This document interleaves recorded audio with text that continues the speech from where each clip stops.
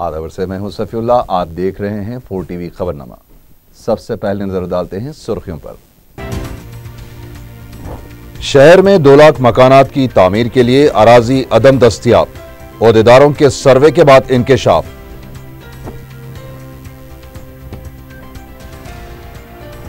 मजलिस बेंगलोर के बल्दी इंतखाबात में मुकाबला करेगी। मैसूर में सदर मजलिस बैरिस्टर ओवैसी का ऐलान।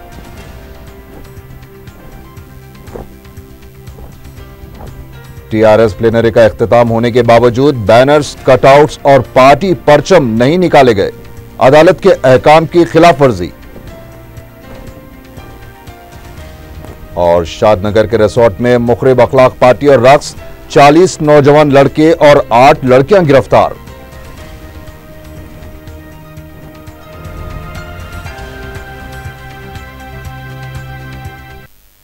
और अब खबरें तफसील से।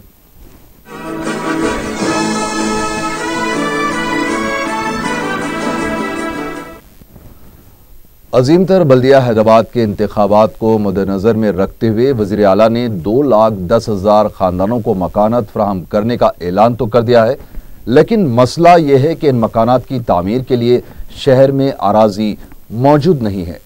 शहर के बीचों बीच मकानात तामीर करने के लिए ओहदेदारों को अराजी की निशानदेही के लिए हिदायत जारी करने के बाद ओहदेदार फौरी हरकत में तो आ गए, लेकिन हैरान भी हो गए। वज़ीर आला ने 2000 एकड़ अराजी की निशानदेही की हिदायत दी थी। ज़राए के मुताबिक शहर के 16 मंडलों में अगर G+2, G+3 और G+4 मकानात तामीर भी किए जाए तो उसके लिए भी अराजी कम पड़ सकती है। अब तक किए गए सर्वे के मुताबिक शहरी इलाकों के 56 मुकामात पर सिर्फ 11 एकड़ अराजी मौजूद है। इसके अलावा हाउसिंग के लिए मख्तस करदा 100 एकड़ अराजी है। जिन सरकारी अराजियात में बेकायदगियां हुई हैं, अगर उनको हासिल भी किया जाए तो 200 से ज्यादा एकड़ हासिल नहीं होंगे। ऐसे में 2,10,000 खानदानों को मकानात की फराहमी के ऐलान पर अमल बज़ाहिर नामुमकिन दिखाई दे रहा है।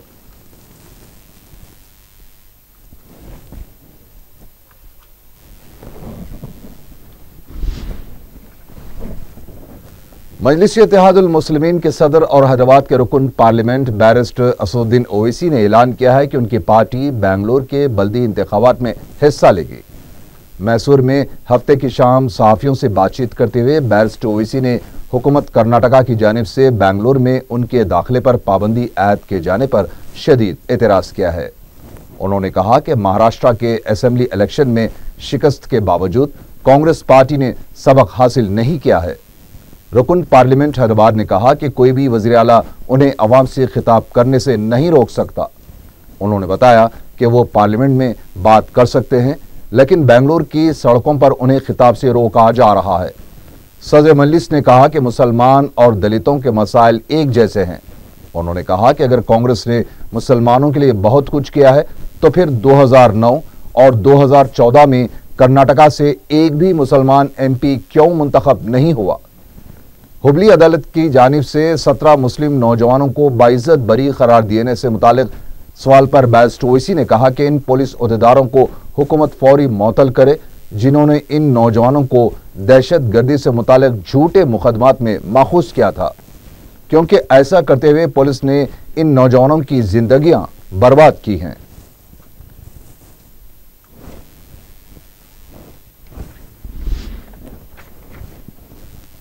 टीआरएस पार्टी के 3 रोज़ा तरबियती प्रोग्राम के दूसरे दिन वज़ीर आला ने टीआरएस के अवामी नुमाइंदों से कहा है कि वो जो भी काम करें उस पर अवाम को एतमाद होना चाहिए और अवाम को यकीन होना चाहिए कि प्रोग्राम इन्हीं के लिए किया जा रहा है।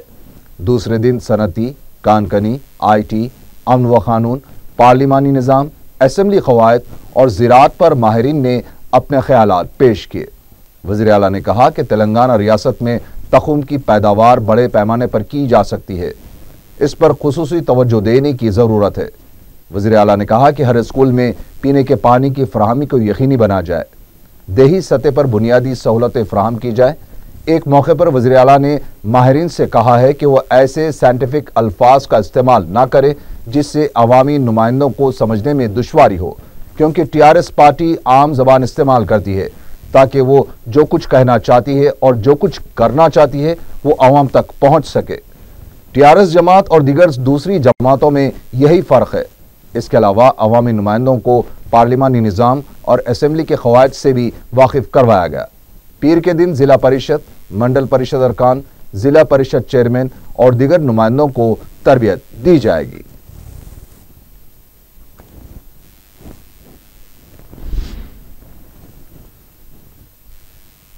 तेलुगु हुकूमत ने हाईकोर्ट की जानिब से कई मरतबा की गई साजिश के बाद भी हुकूमत ने सबक नहीं लिया।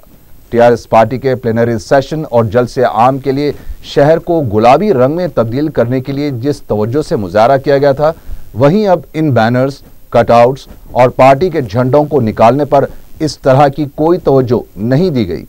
जबकि हाईकोर्ट ने पहले ही गैर कानूनी होर्डिंग्स और सियासी कटआउट्स और पोस्टर्स को हटा देने की हिदायत दी है। इसके बावजूद ये हाल है कि सेक्रेटरीट के रूबरू सियासी बैनर्स और कटआउट्स लगे हुए हैं और शहर के मुख्तलिफ मुकामात पर भी बैनर्स और पोस्टर्स मौजूद हैं। दूसरी तरफ अजीम तर बल्दिया हैदराबाद का अमला पहले प्रॉपर्टी टैक्स के उसूल में जोश व खरोश का मुजाहरा कर रहा था, अब वो इस मामले में खामोशी इख्तियार किए हुए है।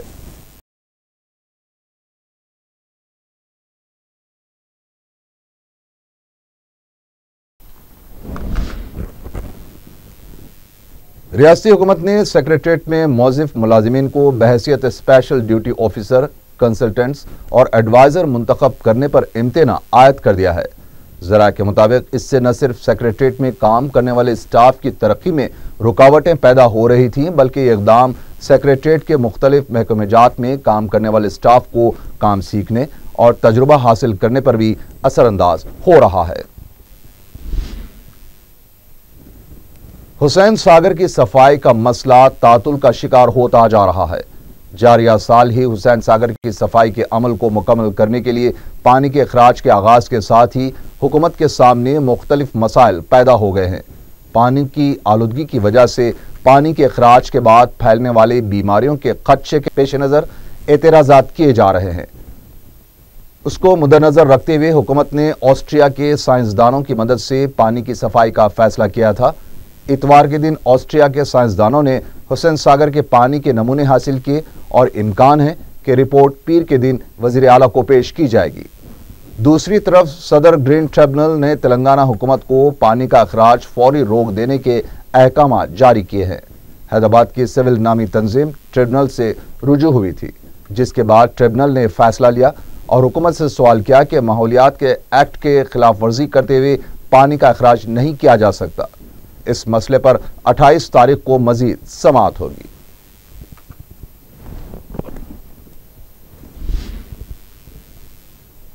एमसेट इम्तिहान के लिए तमाम इंतजाम मुकम्मल कर लिए गए हैं।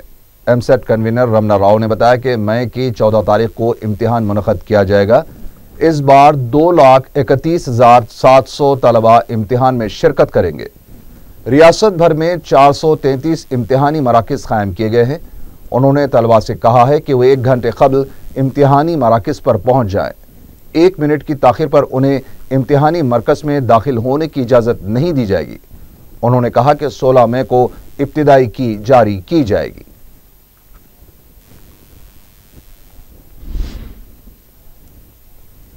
तेलंगाना में गर्मी की शिद्दत में ज़बरदस्त इजाफे के बाद शाम के औकात में मतला अबर आलूद हो गया। खुशगवार मौसम के बाद अवाम ने क़दर सुकून महसूस किया। बाज़ मुकामात पर हल्की बूंदाबांदी भी हुई। कई मुकामात पर दिन के दर्जे हरारत में काफ़ी इजाफा हो गया। अवाम को गर्मी से सख्त मुश्किलात का सामना करना पड़ रहा है। हैदराबाद के दफ्तर महकमे मौसमियात ने बताया है कि रियासत में गर्मी की शदीद लहर जारी है। निज़ामाबाद में सबसे ज़्यादा दर्जे हरारत 45 डिग्री सेल्सियस रिकॉर्ड किया गया है।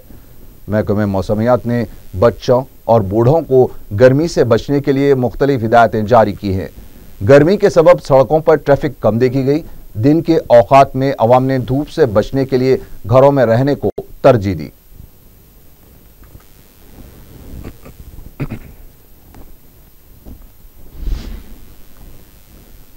तेलंगाना कांग्रेस कमेटी में राहुल गांधी के दौरे के ताल्लुक से जोश व खरोश देखा जा रहा है। वहीं पार्टी के सीनियर कायदीन खुदकुशी करने वाले किसानों को 1 लाख रुपए एक्स ग्रेशिया देने के मसले पर अपना सर पीट रहे हैं।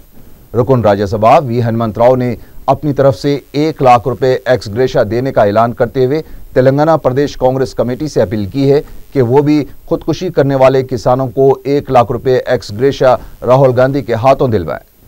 पीसीसी ये सोचने पर मजबूर हो चुकी है कि खुदकुशी करने वाले किसानों के लिए दी जाने वाली रकम कहां से हासिल की जाए, क्योंकि तेलंगाना में कांग्रेस के मुताबिक अब तक 1000 किसान खुदकुशी कर चुके हैं, जबकि एक्स ग्रेशिया देने के लिए करीब 10 करोड़ रुपए का खर्च आएगा। राहुल गांधी अपने तेलंगाना दौरे के दौरान उस्मानिया यूनिवर्सिटी का भी दौरा करेंगे, जहां वो तलबा और लेक्चरर्स के साथ तबादले ख्याल करेंगे।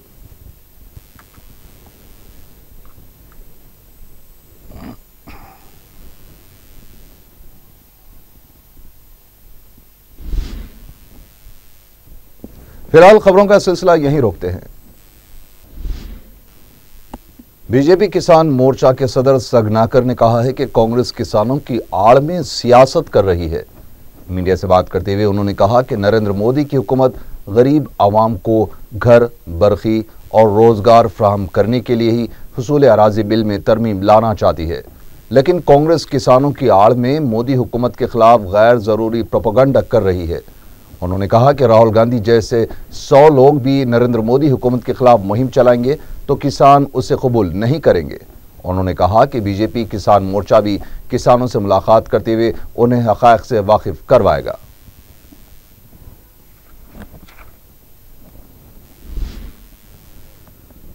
महिंद्रा हिल्स सिकंदराबाद के एक मंदिर में गौतम बुद्ध का 2559वां यौम पैदाइश मनाया गया। इस सिलसिले में एक तकरीब मुनक़िद हुई, जिसमें गौतम बुद्ध के भक्तों के लिए मंदिर में पूजा का भी एहतमाम किया गया था।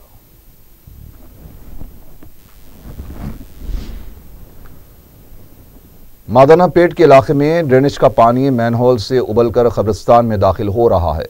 मुकामी अफराद ने मीडिया को बताया कि गुज़िश्ता कई दिन से ड्रेनेज का पानी सड़क से बहते हुए कब्रिस्तान में दाखिल हो रहा है। इस सिलसिले में मुतालिका महकमे से शिकायत की गई, लेकिन महकमे के ओहदेदार टाल मटोल से काम ले रहे हैं। उन्होंने बताया कि इससे न सिर्फ फिजा में ताफून फैल गया है, बल्कि लोग बीमार पड़ रहे हैं और कब्रिस्तान के तक़द्दुस भी पामाल हो रहा है।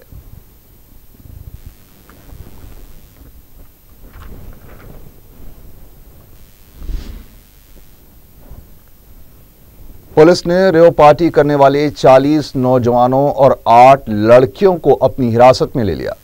ये धावा तेलंगाना के जिले महबूब नगर के शाद नगर में वाक़े एग्रीगोल्ड रिजॉर्ट में किया गया, जहां रेव पार्टी जारी थी और मुखरिब अखलाक रक्स किया जा रहा था। ये नौजवान शराब के नशे में धुत थे। पुलिस ने एक इत्तला पर इस रिसोर्ट पर धावा करते हुए इन नौजवानों को गिरफ्तार कर लिया और शराब की बोतलों को भी जब्त कर लिया।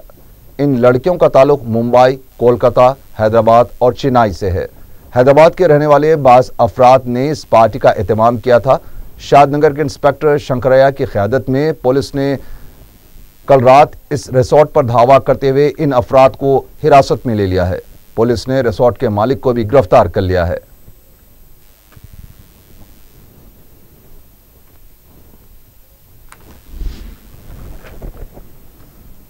भोपालपल्ली मंडल आजमनगर में एक शराबी शख्स ने अपनी भावच का कत्ल कर दिया। पुलिस के मुताबिक सतीश नामी शख्स ने कल रात शराब के नशे में अपनी भावच समर का गला काट दिया और राह फरार इख्तियार की। इस वाक़े के बाद मुकामी अवाम में दहशत फैल गई। कुछ अरसा पहले ही भाई के साथ लड़ाई के दौरान सतीश की भतीजी मर गई थी। पुलिस ने केस दर्ज करते हुए तहकीकात शुरू कर दी है।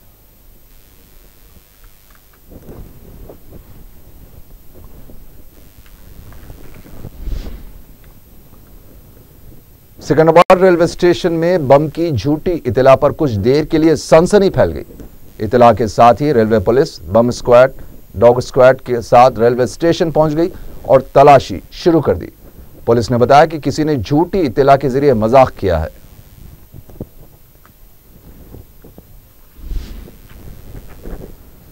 हाशिम नगर लंगर हाउस के एक मकान में चोरी की संगीन वारदात पेश आई है। मकान का खुफल तोड़कर 31 तोले के तिलाई जेवरात का सरखा कर लिया गया। पुलिस के मुताबिक हाशिम नगर के शमीम खादरी अपने अफराद खानदान के हमरा दवाखाने में शरीक उनके वालिद की इयादत के लिए गए हुए थे। वापसी पर मकान का खुफल टूटा हुआ पाया गया। हैरत अंगेज तौर पर सिर्फ सोने के जेवरात ही चुराए गए। लंगर हाउस पुलिस इस मामले की तहकीकात कर रही है।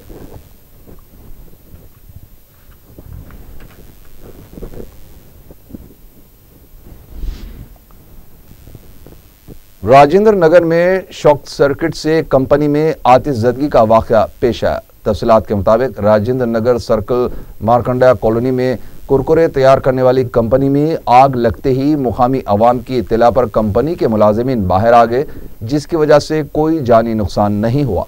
इत्तला के साथ ही पुलिस और फायर ब्रिगेड वहां पहुंच गए और आग पर काबू पा लिया। 10 से 15 लाख रुपए का नुकसान का अंदाजा लगाया जा रहा है।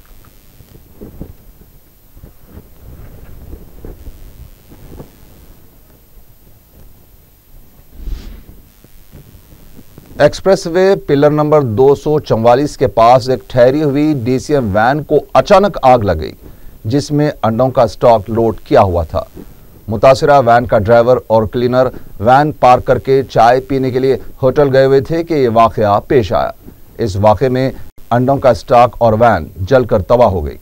लंगर हाउस फायर ब्रिगेड ने कोशिश करते हुए आग पर काबू पा लिया। राजेंद्र नगर पुलिस ने एक केस दर्ज करते हुए तहकीकात शुरू कर दी है।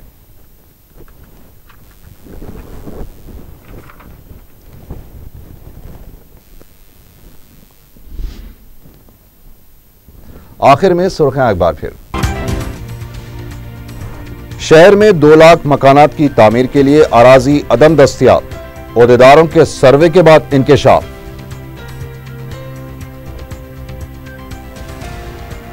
मजलिस बेंगलोर के बल्दी इंतखाबात में मुकाबला करेगी। मैसूर में सदर मजलिस बैरिस्टर ओवैसी का ऐलान।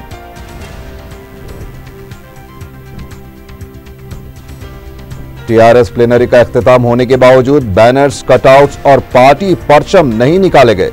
अदालत के अहकाम की खिलाफ वर्जी। और शादनगर के रिसोर्ट में मुखरिब अखलाक पार्टी और रक्स, 40 नौजवान लड़के और 8 लड़कियां गिरफ्तार।